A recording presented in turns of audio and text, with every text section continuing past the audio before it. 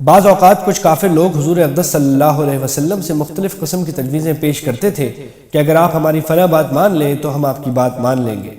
بعض منافقین بھی ان کی تائید کرتے تھے کہ یہ اچھی تجویز ہے اور اس پر عمل کرنے سے بڑی تعداد میں لوگوں کی حمایت حاصل ہو سکتی ہے، حالانکہ وہ تجویز ایمان کے تقاضوں کے خلاف ہوتی تھی۔ اس آیت میں اللہ تعالیٰ نے حضرت صلی اللہ علیہ وسلم کو اطمینان دلایا ہے کہ ایسی تجویزوں پر کان دھرنے کے بجائے اپنے کام میں لگے رہیے اور اللہ تعالیٰ پر بھروسہ رکھیے، وہ خود ہی سارے معاملات ٹھیک کر دے گا۔ اس معجزانہ جملے کا تعلق پچھلی آیت سے بھی ہے اور اگلی آیت سے بھی۔ پچھلی آیت سے اس کا تعلق یہ ہے کہ کافر اور منافق لوگ آپ کو یہ تجویز پیش کر رہے ہیں کہ آپ اللہ تعالیٰ کو بھی خوش رکھیے اور ان کے مطالبات مان کر ان کو بھی خوش کر دیجیے، حالانکہ اللہ تعالیٰ نے انسان کے سینے میں ایک ہی دل پیدا فرمایا ہے، اور جب وہ اللہ تعالیٰ کا ہو رہے تو پھر اس کی مرضی کے خلاف کسی اور کو خوش رکھنے کا سوال ہی پیدا نہیں ہوتا۔ یہ ممکن ہی نہیں کہ انسان ایک دل اللہ تعالیٰ کو دے دے اور دوسرا دل کسی اور کو۔ اور اگلی آیت سے اس کا تعلق یہ ہے کہ اہل عرب میں رسم تھی کہ کوئی شخص اپنی بیوی کو یہ کہہ دیتا تھا کہ تم میرے لیے ایسی ہو جیسی میری ماں کی پشت، اور یہ کہنے کے بعد وہ بیوی کو ماں کی طرح حرام سمجھتا تھا۔ اسی طرح جب کوئی کسی کو منہ بولا بیٹا بنا لیتا تو اسے اپنا سگا بیٹا ہی سمجھ لیتا تھا اور اس پر میراث وغیرہ میں بھی ویسے ہی احکام جاری کرتا تھا۔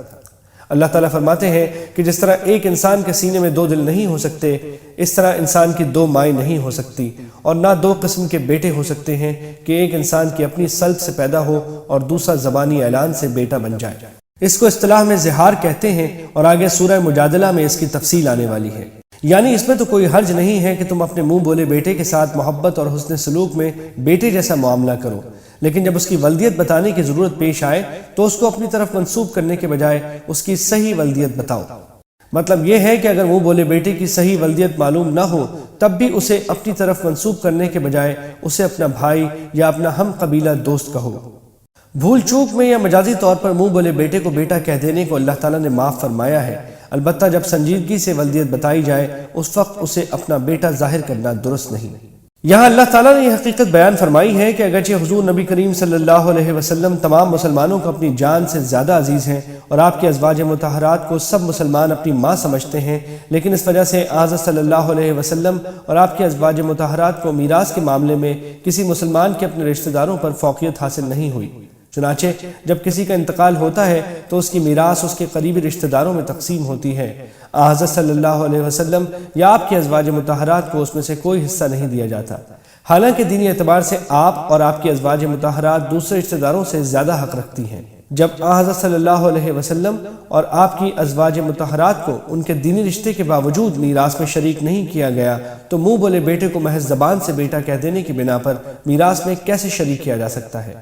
البتہ اگر ان کے ساتھ نیکی کا ارادہ ہو تو ان کے لیے اپنے ترکے کے تہائی حصے کی حد تک کوئی وصیت کی جا سکتی ہے۔ پیچھے جو حقیقت بیان فرمائی تھی کہ نبی ہر مومن کے لیے اپنی جان سے بھی زیادہ قربت کا مقام رکھتے ہیں، اس کی وجہ اس آیت میں بیان فرمائی ہے کہ ان کی ذمہ داری بڑی سخت ہے، کیونکہ ان سے بڑا سخت عہد لیا گیا تھا کہ وہ اللہ تعالیٰ کے احکام کو ٹھیک ٹھیک لوگوں تک پہنچا کر ان کی ہدایات کا سبب بنیں گے۔ یہ عہد اس واسطے لیا گیا تھا کہ لوگوں تک اللہ تعالیٰ کا پیغام ٹھیک ٹھیک پہنچ جائے اور ان پر حجت تمام ہو جائے، اور پھر اللہ تعالیٰ قیامت کے دن ان سے پوچھ گچھ کرے کہ انہوں نے اللہ تعالیٰ کی اطاعت میں کس قدر سچائی سے کام لیا۔ اگر انبیاء کرام اپنے عہد کے مطابق اللہ تعالیٰ کا پیغام ان تک ٹھیک ٹھیک نہ پہنچاتے تو ان پر حجت قائم نہ ہوتی اور نہ اللہ تعالیٰ ان سے باز پرس فرماتا، کیونکہ حجت تمام کیے بغیر کسی سے باز پرس کرنا اس کے انصاف کے خلاف ہے۔ یہاں سے جنگ احزاب کا بیان شروع ہو رہا ہے۔ آیت نمبر 27 تک اس جنگ کے مختلف پہلوؤں پر تبصرہ فرمایا گیا ہے۔ اس جنگ کا واقعہ مختصراً یہ ہے کہ بنو نذیر کے یہودیوں کی سازش سے قریش کے بت پرستوں نے یہ طے کیا تھا کہ عرب کے مختلف قبائل کو جمع کر کے مدینہ منورہ پر اکٹھے حملہ کریں۔ چنانچہ قریش کے علاوہ بنو غطفان، بنو اسلم، بنو مرہ، بنو اشجع، بنو کنانہ اور بنو فزارہ نے مل کر ایک زبردست لشکر تیار کیا جس کی تعداد 12 سے 15 ہزار تک بتائی جاتی ہے، اور یہ لشکر جرار مدینہ منورہ کی طرف روانہ ہوا۔ حضرت صلی اللہ علیہ وسلم کو اس کی اطلاع ہوئی تو آپ نے صحابہ کرام سے مشورہ فرمایا۔ حضرت سلمان فارسی رضی اللہ تعالی عنہ نے مشورہ دیا کہ مدینہ منورہ کے شمال میں جہاں سے حملہ آور آنے ہیں ایک گہری خندق کھودی جائے تاکہ وہ شہر تک نہ پہنچ سکے۔ چنانچہ تمام صحابہ نے بڑی محنت اٹھا کر صرف 6 دن میں یہ خندق کھودی جو 3.5 میل لمبی اور 5 گز گہری تھی۔ جنگ پچھلی تمام جنگوں کے مقابلے میں مسلمانوں کے لیے سب سے زیادہ سخت جنگ تھی۔ دشمن کی تعداد ان کے 4 گنے سے بھی زیادہ تھی، اور اس پر ترا یہ ہوا کہ بنی قریظہ کے یہودی جو مسلمانوں کے بالکل بغل میں بیٹھے تھے، ان کے بارے میں اطلاع مل گئی کہ انہوں نے بھی مسلمانوں سے کیا ہوا عہد توڑ کر دشمن کی مدد کا عہد کر لیا ہے۔ سخت سردی کا موسم تھا، اتنی لمبی خندق کھودنے میں دن رات مصروفیت کی وجہ سے خوراک کا سامان کم پڑ گیا تھا۔ پھر جب دشمن نے خندق کے پار پڑاؤ ڈال دیا تو دونوں طرف سے تیروں اور پتھروں کا تبادلہ تقریباً 1 مہینے جاری رہا، اور دن رات پہرا دینے کی وجہ سے لوگ تھکن سے نڈھال تھے۔ کڑی آزمائش کا یہ زمانہ آخرکار اس طرح ختم ہوا کہ اللہ تعالیٰ نے دشمن کے لشکر پر برفانی ہوا کی ایک سخت آندھی مسلط فرما دی، جس سے ان کے خیمے اکھڑ گئے، دیگیں الٹ گئیں، چولہے تباہ ہو گئے، اور سواری کے جانور بدک کر بھاگنے لگے۔ اس موقع پر انہیں محاصرہ ختم کر کے واپس جانا پڑا۔ اس آیت میں اسی آندھی کا ذکر فرمایا گیا ہے، اور اس کے ساتھ اندیکھے لشکروں کا بھی، جن سے مراد فرشتے ہیں جنہوں نے دشمن کو سراسیمہ کر کے بھاگنے پر مجبور کیا۔ اوپر سے مراد تو وہ متحدہ محاذ کا لشکر ہے جو خندق کے پار محاصرہ کیے ہوئے تھا، اور نیچے سے مراد بنو قریظہ ہیں جنہوں نے اندر سے مسلمانوں پر حملہ کرنے کی ٹھان لی تھی۔ سخت آزمائش کی اس گھڑی میں غیر اختیاری طور پر مختلف وسوسے دل میں آیا کرتے ہیں۔ یہ انہی وسوسوں کا بیان ہے جن سے ایمان پر کوئی اثر نہیں پڑتا۔ مستند روایات میں ہے کہ حضرت سلمان فارسی جس جگہ خندق کھود رہے تھے، وہاں ایک سخت چٹان بیچ میں آ گئی جو کسی طرح ٹوٹ نہیں رہی تھی۔ حضرت صلی اللہ علیہ وسلم کو اطلاع ہوئی تو آپ بنفس نفیس وہاں تشریف لے گئے اور اپنے دست مبارک میں کدال لے کر یہ آیت پڑھی، وَتَمَّتْ كَلِمَتُ رَبِّكَ صِدْقًا، اور کدال سے چٹان پر ضرب لگائی تو 1/3 چٹان ٹوٹ گئی، اور اس میں سے ایک روشنی نمودار ہوئی جس میں آپ کو یمن اور کسرا کے محلات دکھائے گئے۔ پھر دوسری ضرب لگاتے وقت آپ نے اسی آیت کو پورا پڑھا، وَتَمَّتْ كَلِمَتُ رَبِّكَ صِدْقًا وَعَدْلًا۔ اس پر چٹان کا ایک اور حصہ ٹوٹا اور دوبارہ روشنی ظاہر ہوئی جس میں آپ نے روم کے محلات دیکھے۔ پھر تیسری ضرب پر چٹان پوری ٹوٹ گئی۔ اس موقع پر آپ نے فرمایا کہ مجھے یمن، ایران اور روم کے محلات دکھا کر یہ بشارت دی گئی ہے کہ یہ سارے ملک میری امت کے ہاتھوں فتح ہوں گے۔ منافقین نے یہ سنا تو کہا کہ حالت تو یہ ہے کہ خود اپنے شہر کا بچاؤ کرنے میں مشکل پیش آ رہی ہے، اور خواب یہ دیکھے جا رہے ہیں کہ ایران اور روم ہمارے ہاتھوں فتح ہوں گے۔ مفسرین نے فرمایا کہ اس آیت میں منافقین کے اس بات کی طرف اشارہ فرمایا گیا ہے۔ یہ منافقین تھے جو اپنے گھروں کے غیر محفوظ ہونے کا بہانہ کر کے محاذ سے بھاگنا چاہتے تھے، یعنی یہ منافق لوگ اس وقت تو یہ بہانہ بنا رہے ہیں کہ ہمارے گھروں کی دیواریں نیچی ہیں اور وہ غیر محفوظ ہیں، لیکن اگر دشمن مدینہ منورہ میں چاروں طرف سے داخل ہو جائے اور ان سے فرمائش کرے کہ تم بھی مسلمانوں کے خلاف ہمارے ساتھ جنگ میں شامل ہو جاؤ، تو دشمن کا پلہ بھاری دیکھ کر یہ ان کے ساتھ جا ملیں گے، اور اس وقت انہیں اپنے گھروں کے غیر محفوظ ہونے کا خیال نہیں آئے گا۔ یہ ایک منافق کی طرف اشارہ ہے جو اپنے گھر میں کھانے پینے میں مشغول تھا، اور اس کا مخلص مسلمان بھائی جو جنگ میں جانے کے لیے تیار تھا اس سے کہہ رہا تھا کہ اپنے آپ کو مصیبت میں ڈالنے کیوں جا رہے ہو، یہاں میرے پاس آؤ اور اطمینان سے میرے ساتھ کھانے میں شریک ہو۔ یعنی اگر نام کرنے کو کچھ دیر کے لیے لڑائی میں حصہ لینے آتے بھی ہیں تو اس لالچ میں آتے ہیں کہ اگر لڑائی میں مسلمانوں کو مال غنیمت ملا تو وہ بھی اپنا حصہ لگائیں، یعنی بڑی چرب زبانی سے مال غنیمت کا حصہ مسلمانوں سے مانگتے ہیں۔ نذرانہ پورا کرنے سے مراد جہاد میں جام شہادت نوش کرنا ہے، اور مطلب یہ ہے کہ جو صحیح معنی میں مومن تھے انہوں نے اللہ تعالیٰ سے یہ عہد کیا تھا کہ وہ اس کے راستے میں اپنے جان و مال کی قربانی سے دریغ نہیں کریں گے۔ پھر ان حضرات میں سے کچھ نے تو اپنی جان کا نذرانہ پیش کر کے جام شہادت نوش کر لیا، اور کچھ وہ ہیں جنہوں نے جہاد میں حصہ تو لیا لیکن شہید نہیں ہوئے، اور ابھی اس انتظار اور اشتیاق میں ہیں کہ کب انہیں بھی اللہ تعالیٰ کے راستے میں جان قربان کرنے کا موقع ملے۔ یعنی جو منافق سچی توبہ کر لیں ان کی توبہ قبول کر لیں۔ اس سے مراد بنو قریظہ ہے۔ یہ یہودیوں کا قبیلہ تھا اور اس نے حضرت صلی اللہ علیہ وسلم سے معاہدہ کیا ہوا تھا، لیکن جنگ احزاب کے موقع پر عہد شکنی کر کے حملہ آوروں سے ساز باز کی اور مسلمانوں کی پشت سے خنجر کھونپنے کا منصوبہ بنایا۔ اس لیے جنگ احزاب سے فارغ ہوتے ہی اللہ تعالیٰ کے حکم سے آپ نے ان پر حملہ کیا۔ یہ لوگ اپنے قلعے میں محصور ہو گئے۔ 1 مہینے تک محاصرہ جاری رہا اور آخرکار یہ اپنے قلعے سے اتر آئے اور اس بات پر راضی ہو گئے کہ حضرت سعد بن معاذ رضی اللہ تعالیٰ عنہ ان کے بارے میں جو بھی فیصلہ کریں گے وہ انہیں منظور ہوگا۔ حضرت سعد بن معاذ نے یہ فیصلہ کیا کہ ان کے لڑنے والے مردوں کو قتل کیا جائے اور عورتوں اور نابالغ بچوں کو قیدی بنایا جائے۔ چنانچہ اسی فیصلے پر عمل ہوا۔ اس زمین سے مراد خیبر ہے۔ خیبر میں یہودی بڑی تعداد میں آباد تھے اور وہیں سے مسلمانوں کے خلاف سازشیں کرتے رہتے تھے۔ اس موقع پر اس آیت نے مسلمانوں کو یہ خوشخبری دی کہ خیبر بھی کچھ عرصے میں مسلمانوں کے ہاتھوں فتح ہو جائے گا۔ چنانچہ ایسا ہی ہوا اور ہجرت کے 7ویں سال خیبر بھی فتح ہو گیا۔ ان آیات کا پس منظر یہ ہے کہ حضرت صلی اللہ علیہ وسلم کے ازواج مطہرات یوں تو ہر قسم کے سرد و گرم حالات میں بڑی استقامت سے آپ کے ساتھ دیتی آئی تھیں، لیکن جنگ احزاب اور جنگ بنو قریظہ میں فتوحات کے بعد مسلمانوں کو کچھ مالی خوشحالی حاصل ہوئی تو ان کے دل میں یہ خیال پیدا ہوا کہ جس تنگی ترشی میں وہ اب تک گزارا کرتی رہی ہیں اب اس میں کچھ تبدیلی آنی چاہیے۔ چنانچہ ایک مرتبہ انہوں نے حضرت صلی اللہ علیہ وسلم سے اس خیال کا ذکر بھی کر دیا اور یہ مثال بھی دی کہ قیصر و کسریٰ کی بیگمات بڑی سج دھج کے ساتھ رہتی ہیں، ان کی خدمت کے لیے کنیزیں موجود ہیں۔ اب جبکہ مسلمانوں میں خوشحالی آ چکی ہے، ہمارے نفقے میں بھی اضافہ ہونا چاہیے۔ اگرچہ ازواج مطہرات کے دل میں مالی وسعت کی خواہش پیدا ہونا کوئی گناہ کی بات نہیں تھی، لیکن اول تو پیغمبر اعظم صلی اللہ علیہ وسلم کے ازواج ہونے کی حیثیت سے یہ مطالبہ ان کے شایان شان نہیں سمجھا گیا، دوسرے شاید بادشاہوں کی بیگمات کی مثال دینے سے حضرت صلی اللہ علیہ وسلم کو تکلیف پہنچی کہ وہ اپنے آپ کو ان بیگمات پر قیاس کر رہی ہیں۔ اس لیے قرآن کریم کی ان آیات نے حضرت صلی اللہ علیہ وسلم کو ہدایت دی کہ آپ ازواج مطہرات سے یہ بات اچھی طرح صاف کر لیں کہ اگر پیغمبر کے ساتھ رہنا ہے تو اپنے سوچنے کا یہ انداز بدلنا ہوگا۔ دوسری عورتوں کی طرح ان کا مطمع نظر دنیا کی سج دھج نہیں ہونی چاہیے، بلکہ اللہ اور اس کے رسول صلی اللہ علیہ وسلم کی اطاعت اور اس کے نتیجے میں آخرت کی بھلائی ہونی چاہیے۔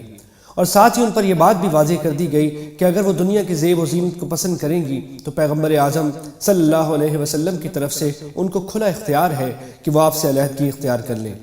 اس صورت میں بھی حضرت صلی اللہ علیہ وسلم انہیں کسی تلقی کے ساتھ نہیں بلکہ سنت کے مطابق جوڑوں وغیرہ کے تحفے دے کر خوش اسلوبی سے رخصت فرمائیں گے۔ چنانچہ ان آیات کے احکام کے مطابق حضرت صلی اللہ علیہ وسلم نے ازواج مطہرات کو یہ پیشکش فرمائی اور تمام ازواج نے اس کے جواب میں حضرت صلی اللہ علیہ وسلم کے ساتھ رہنے ہی کو پسند کیا، خواہ اس کے لیے کیسی تنگی ترشی برداشت کرنی پڑے۔ یعنی ازواج مطہرات کا مقام عام عورتوں سے بلند ہے، اس لیے اگر وہ تقوی اختیار کریں گی تو انہیں ثواب بھی دگنا ملے گا، اور اگر کوئی گناہ کریں گی تو اس کا عذاب بھی دگنا ہوگا۔ اس سے معلوم ہوا کہ جس شخص کو پیغمبر کے ساتھ جتنا قرب ہو اسے اپنے عمل میں اتنا ہی محتاط ہونا چاہیے۔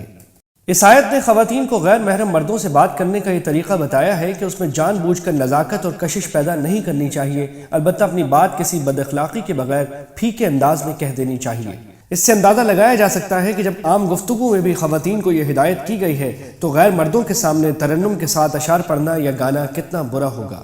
اس آیت نے یہ واضح فرما دیا ہے کہ عورت کا اصل مقام اس کا گھر ہے۔ اس کا یہ مطلب نہیں ہے کہ اس کے لیے گھر سے نکلنا جائز نہیں، کیونکہ حضرت صلی اللہ علیہ وسلم کی احادیث نے واضح فرما دیا ہے کہ حاجت کے وقت عورت پردے کے ساتھ باہر جا سکتی ہے۔ لیکن اس فقرے نے عظیم اصول بیان فرمایا ہے کہ عورت کا اصل فریضہ گھر اور خاندان کی تعمیر ہے، اور ایسی سرگرمیاں جو اس مقصد میں خلل انداز ہوں اس کے اصل مقصد زندگی کے خلاف ہیں اور ان سے معاشرے کا توازن بگڑ جاتا ہے۔ پہلی جاہلیت سے مراد حضرت صلی اللہ علیہ وسلم کی بعثت سے پہلے کا زمانہ ہے، جس میں عورتیں بے حیائی کے ساتھ بناؤ سنگھار غیر مردوں کو دکھاتی پھرتی تھی، اور پہلی جاہلیت کے لفظ سے اس طرف بھی اشارہ ہے کہ ایک جاہلیت آخر میں بھی آنے والی ہے، اور کم از کم اس بے حیائی کے معاملے میں یہ جاہلیت ہماری آنکھوں کے سامنے اس طرح آ چکی ہے کہ اس نے پہلی جاہلیت کو مات کر دیا ہے۔ چونکہ آگے پیچھے سارا ذکر ازواج مطہرات کا چل رہا ہے، اس لیے وہ تو اہل بیت میں براہ راست داخل ہیں، لیکن الفاظ کے عموم میں حضرت صلی اللہ علیہ وسلم کی صاحبزادیاں اور ان کی اولاد بھی داخل ہیں۔ چنانچہ صحیح مسلم میں روایت ہے کہ حضرت صلی اللہ علیہ وسلم نے ایک مرتبہ حضرت فاطمہ، حضرت علی، حضرت حسن اور حضرت حسین رضی اللہ تعالی عنہم کو اپنی چادر میں ڈھانپ لیا اور یہ آیت تلاوت کی۔ اور بعض روایات میں ہے کہ آپ نے یہ بھی فرمایا کہ یا اللہ یہ میرے اہل بیت ہے۔ یہاں یہ بھی واضح رہے کہ مکمل پاکیزگی سے مراد یہ نہیں ہے کہ وہ انبیاء کرام کی طرح گناہوں سے معصوم ہو جائیں، بلکہ مطلب یہ ہے کہ وہ اتنے متقی بن جائیں کہ گناہوں کی گندگی ان سے دور ہو جائے۔ مسلمانوں کو قرآن کریم میں جب بھی کوئی حکم دیا گیا ہے یا ان کو کوئی خوشخبری دی گئی ہے تو عام طور سے مذکر ہی کا صیغہ استعمال ہوا ہے، اگرچہ خواتین بھی اس میں داخل ہیں، جیسا کہ دنیاوی قوانین میں بھی صورتحال یہی ہے۔ لیکن بعض صحابیات کے دل میں یہ خواہش پیدا ہوئی کہ اللہ تعالیٰ خاص مؤنث کے صیغے کے ساتھ بھی خواتین کے بارے میں کوئی خوشخبری دے۔ اس موقع پر یہ آیت نازل ہوئی۔ یہ خشوع کا ترجمہ ہے، جس کا مطلب یہ ہے کہ عبادت کے وقت دل عاجزی کے ساتھ اللہ تعالیٰ کے ساتھ لگا ہوا۔ اس کا یہ بیان سورہ مومنون کی دوسری آیت میں گزر چکا ہے۔ یہ آیت کریمہ چند ایسے واقعات کے پس منظر میں نازل ہوئی جن میں حضور نبی کریم صلی اللہ علیہ وسلم نے اپنے بعض صحابہ کے لیے کسی خاتون سے رشتہ دیا، مگر وہ خاتون یا ان کے رشتہ دار شروع میں اس رشتے پر راضی نہیں ہوئے۔ حافظ ابن کثیر نے یہ واقعات تفصیل سے بیان کیے ہیں، اور ان سب میں مشترک بات یہ ہے کہ حضرت صلی اللہ علیہ وسلم نے جن صحابہ کے نکاح کا پیغام دیا تھا ان میں کوئی خرابی نہیں تھی، لیکن خاتون یا ان کے گھر والوں نے صرف اپنی خاندانی یا مالی فوقیت کی وجہ سے شروع میں ان کا رشتہ قبول کرنے سے انکار کیا تھا۔ دوسری طرف حضور نبی کریم صلی اللہ علیہ وسلم غالباً یہ چاہتے تھے کہ لوگ صرف اپنی خاندانی یا مالی فوقیت کی وجہ سے اچھے رشتوں سے انکار کرنے کا رجحان ختم کریں۔ اگرچہ شریعت نے نکاح میں کفات یعنی میاں بیوی کے ہم پلہ ہونے کا فی الجملہ اعتبار کیا ہے، لیکن اگر رشتے میں کوئی اور بڑی وجہ ترجیح موجود ہو تو عورت اور اس کے سرپرستوں کو صرف اس بنا پر رشتے سے انکار نہیں کر دینا چاہیے کہ وہ خاندانی اعتبار سے عورت کے خاندان کے ہم پلہ نہیں ہیں۔ چنانچہ اس آیت کے نازل ہونے کے بعد ان تمام واقعات میں رشتہ منظور کر لیا گیا اور حضرت صلی اللہ علیہ وسلم کی تجویز ہی کے مطابق نکاح ہوا۔ ان واقعات میں سب سے اہم واقعہ حضرت زید بن حارثہ رضی اللہ تعالی عنہ کا واقعہ ہے، جس کا تعلق آنے والی آیات سے بھی ہے۔ یہ شروع میں حضرت خدیجہ رضی اللہ عنہ کے غلام تھے اور انہوں نے حضرت صلی اللہ علیہ وسلم کو ہبہ کر دیا تھا۔ آپ نے انہیں آزاد کر کے اپنا منہ بولا بیٹا بنا لیا تھا، جس کی تفصیل اگلی آیت کے حاشیے میں آ رہی ہے۔ چنانچہ آپ نے اپنی پھپھی کی صاحبزادی حضرت زینب بنت جحش رضی اللہ عنہ سے ان کے نکاح کا پیغام دیا۔ حضرت زینب اونچے خاندان کی خاتون تھیں اور اس وقت کسی آزاد کردہ غلام سے شادی کرنا ایسی خاندانی عورت کے لیے مایوب سمجھا جاتا تھا، اس لیے انہوں نے شروع میں انکار کیا۔ اس پر یہ آیت نازل ہوئی، جس کے بعد انہوں نے یہ رشتہ منظور کر لیا اور پھر حضرت زید بن حارثہ رضی اللہ تعالی عنہ سے ان کا نکاح ہو گیا، جس کا مہر خود حضرت صلی اللہ علیہ وسلم نے ادا فرمایا۔ آیت کریمہ اگرچہ ان واقعات کے پس منظر میں نازل ہوئی ہے، لیکن اس کے الفاظ عام ہیں اور وہ شریعت کا یہ بنیادی اصول واضح کر رہی ہے کہ اللہ اور اس کے رسول صلی اللہ علیہ وسلم کے حکم کے بعد کسی بھی مخلوق کو اپنی رائے چلانے کا اختیار نہیں رہتا۔ اس سے مراد حضرت زید بن حارثہ رضی اللہ تعالی عنہ ہیں۔ ان پر اللہ تعالیٰ کا احسان تو یہ تھا کہ انہیں حضرت صلی اللہ علیہ وسلم کی خدمت میں پہنچایا اور اسلام لانے کی توفیق دی، یہاں تک کہ یہ ان 4 خوش نصیب صحابہ کرام میں سے ہیں جو سب سے پہلے اسلام لائے۔ اور حضرت صلی اللہ علیہ وسلم کے ان پر احسان کی تفصیل یہ ہے کہ یہ 8 سال کی عمر میں اپنی والدہ کے ساتھ اپنے ننیال میں گئے تھے، وہیں قبیلہ قین کے لوگوں نے حملہ کر کے انہیں غلام بنایا اور عکاظ کے میلے میں لے جا کر حضرت حکیم بن حزام کے ہاتھ بیچ دیا۔ انہوں نے یہ غلام اپنی پھپھی حضرت خدیجہ الکبریٰ رضی اللہ تعالیٰ عنہ کو دے دیا۔ اس کے بعد جب حضرت خدیجہ رضی اللہ تعالیٰ عنہ سے حضور سرور عالم صلی اللہ علیہ وسلم کا نکاح ہوا تو حضرت خدیجہ نے انہیں آپ کی خدمت میں پیش کر دیا، جبکہ ان کی عمر 15 سال تھی۔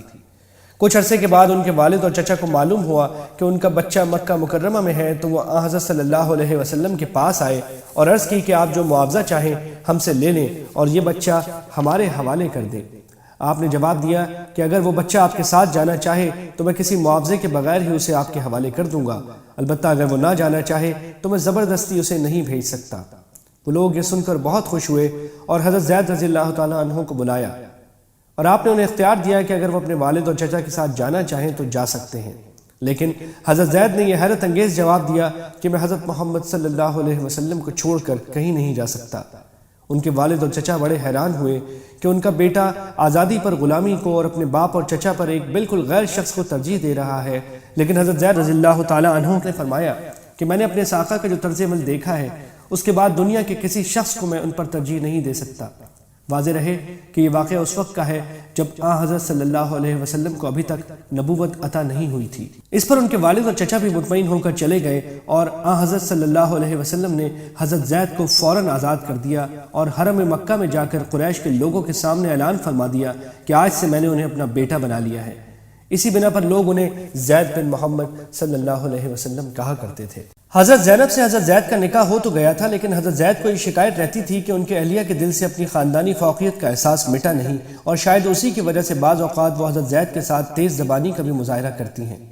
حضرت زید کی یہ شکایت اتنی بڑھی کہ انہوں نے حضرت زینب کو طلاق دینے کے لیے حضرت صلی اللہ علیہ وسلم سے مشورہ کیا۔ آپ نے ان سے فرمایا کہ اپنی بیوی کو طلاق نہ دو بلکہ اپنے پاس رکھو اور اللہ سے ڈرو، کیونکہ اللہ تعالیٰ کو طلاق پسند نہیں ہے اور اللہ تعالیٰ نے بیوی کے جو حقوق رکھے ہیں انہیں ادا کرو۔ حضور نبی کریم صلی اللہ علیہ وسلم کو اللہ تعالیٰ نے وحی کے ذریعے حضرت زید کے مشورہ لینے سے پہلے ہی یہ بتا دیا تھا کہ حضرت زید کسی وقت حضرت زینب کو طلاق دے دیں گے اور اس کے بعد اللہ تعالیٰ کے حکم کے تحت آپ کو ان سے نکاح کرنا ہوگا، تاکہ عرب میں اپنے منہ بولے بیٹے کی بیوی سے نکاح کرنے کو جو معیوب سمجھا جاتا ہے اس رسم کا عملی طور پر خاتمہ ہو۔ حضرت صلی اللہ علیہ وسلم کے لیے بڑی آزمائش تھی۔ اول تو حضرت زید کا یہ نکاح آپ نے بڑے اصرار سے کرایا تھا، دوسرے ان کے طلاق دینے کے بعد ان سے آپ کا نکاح ہونے سے مخالفین کو باتیں بنانے کا موقع ملے گا کہ انہوں نے اپنی منہ بولی بہو سے نکاح کر لیا۔ لہٰذا جب حضرت زید نے آپ سے طلاق دینے کے بارے میں مشورہ کیا تو آپ نے یہ سوچا ہوگا کہ جب اللہ تعالیٰ کی طرف سے حتمی حکم آ جائے گا اس وقت تو سر تسلیم خم کرنا ہی ہوگا،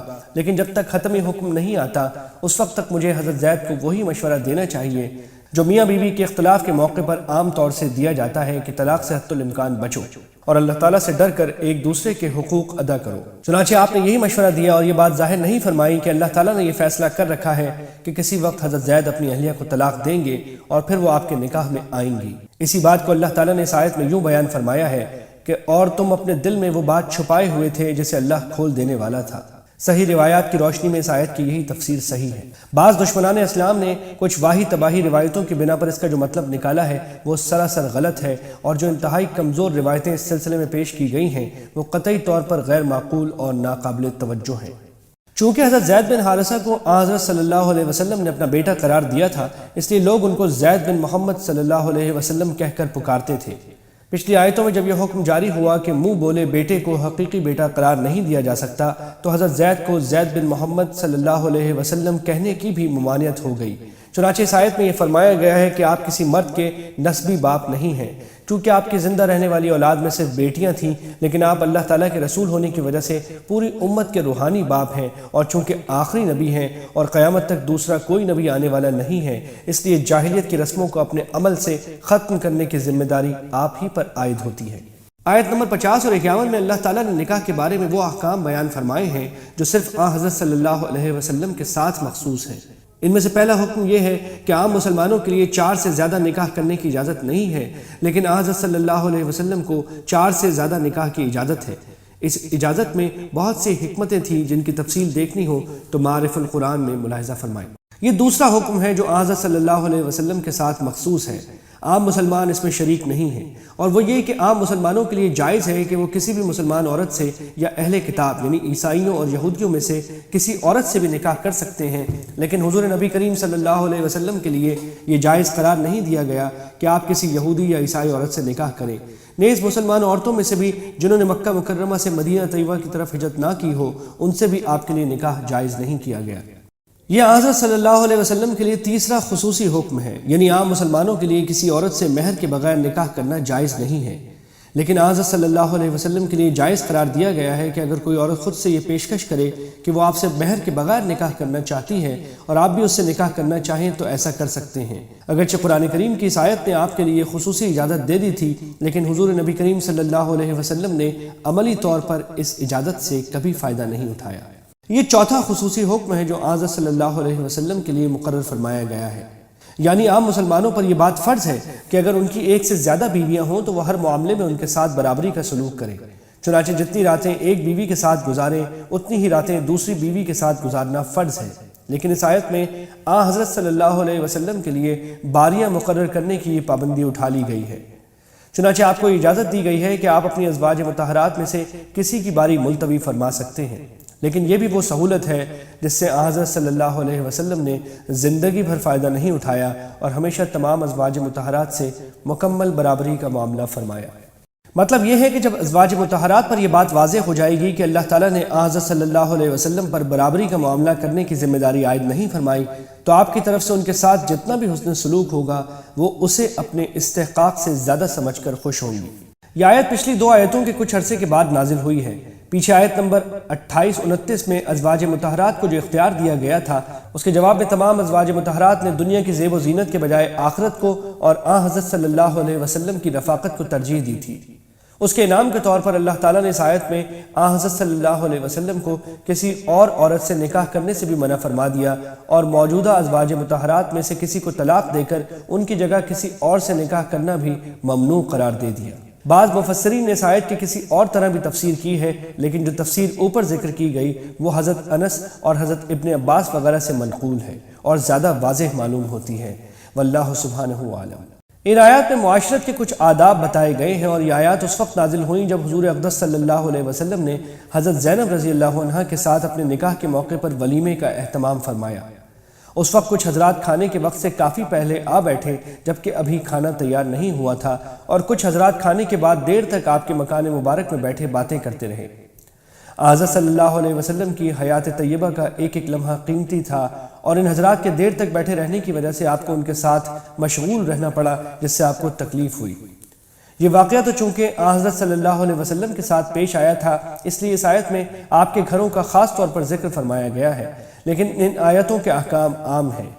ادب یہ سکھایا گیا ہے کہ اول تو کسی کے گھر میں بلا اجازت جانا منع ہے، دوسرے اگر کسی نے کھانے کی دعوت کی ہے تو کوئی بھی ایسا طریقہ اختیار کرنا جائز نہیں ہے جس سے میزبان کو تکلیف ہو، چنانچہ کھانے کے وقت سے بہت پہلے جا بیٹھنا یا کھانے کے بعد دیر تک اس طرح بیٹھے رہنا جس سے میزبان کی آزادی میں خلل آئے، اسلامی تہذیب کے خلاف ہے۔ اسلامی معاشرت کا یہ دوسرا اہم حکم ہے، اور اس کے ذریعے خواتین کے لیے پردہ واجب کیا گیا ہے۔ یہاں اگرچہ براہ راست خطاب ازواج مطہرات کو ہے، لیکن حکم عام ہے، جیسا کہ آگے آیت نمبر 59 میں اس کی صراحت آ رہی ہے۔ جیسا کہ سورہ نور میں گزر چکا ہے، بعض مفسرین نے فرمایا ہے کہ اس سے مراد مسلمان عورتیں ہیں، لہٰذا غیر مسلم عورتوں سے بھی پردہ ضروری ہے، لیکن چونکہ متعدد احادیث سے ثابت ہے کہ غیر مسلم عورتیں ازواج مطہرات کے پاس جایا کرتی تھیں، اس لیے امام رازی اور علامہ آلوسی نے اس بات کو ترجیح دی ہے کہ اپنی عورتوں سے مراد اپنے میل جول کی عورتیں ہیں، چاہے مسلمان ہوں یا کافر، ان سے پردہ واجب نہیں ہے۔ جن مزید لوگوں سے پردہ واجب نہیں ہے ان کی تفصیل سورہ نور کی مذکورہ آیات میں گزر چکی ہے۔ اس آیت نے واضح فرما دیا ہے کہ پردے کا حکم صرف ازواج مطہرات کے ساتھ مخصوص نہیں بلکہ تمام مسلمان عورتوں کے لیے ہے۔ انہیں حکم دیا گیا ہے کہ جب وہ کسی ضرورت کے لیے گھر سے باہر نکلیں تو اپنی چادروں کو اپنے چہروں پر جھکا کر انہیں چھپا لیا کریں۔ مقصد یہ ہے کہ راستہ دیکھنے کے لیے آنکھوں کو چھوڑ کر چہرے کا باقی حصہ چھپا لیا جائے۔ اس کی صورت یہ بھی ممکن ہے کہ جس چادر سے پورا جسم ڈھکا ہوا ہے اس کو چہرے پر اس طرح لپیٹ لیا جائے کہ آنکھوں کے سوا باقی چہرہ نظر نہ آئے، اور یہ صورت بھی ممکن ہے کہ چہرے پر الگ سے نقاب ڈال لیا جائے۔ بعض منافقین عورتوں کو راستے میں چھیڑا کرتے تھے۔ اس آیت میں پردے کے ساتھ نکلنے کی یہ حکمت بیان فرمائی گئی ہے کہ جب عورتیں پردے کے ساتھ باہر نکلیں گی تو ہر دیکھنے والا یہ سمجھ جائے گا کہ یہ شریف اور پاک دامن عورتیں ہیں، اس لیے منافقین کو انہیں چھیڑنے اور ستانے کی جرت نہیں ہوگی۔ اس کے برخلاف بے پردہ بن ٹھن کر باہر نکلنے والی خواتین ان کی چھیڑ چھاڑ کا زیادہ نشانہ بن سکتی ہیں۔ علامہ ابو حیان نے اس آیت کی یہی تفسیر کی ہے۔ یہاں منافقین کو خبردار کیا گیا ہے کہ اس وقت تو ان کی منافقت چھپی ہوئی ہے، لیکن اگر انہوں نے اپنی نازیبہ حرکتیں نہ چھوڑیں جن میں عورتوں کو چھیڑنے اور بے بنیاد افواہیں پھیلانے کا خاص طور پر حوالہ دیا گیا ہے، تو ان کی منافقت صاف واضح ہو جائے گی، اور اس صورت میں ان کے ساتھ غیر مسلم دشمنوں جیسا سلوک کیا جائے گا۔ اللہ تعالیٰ کے معمول سے یہاں مراد یہ ہے کہ جو لوگ زمین میں فساد مچاتے ہیں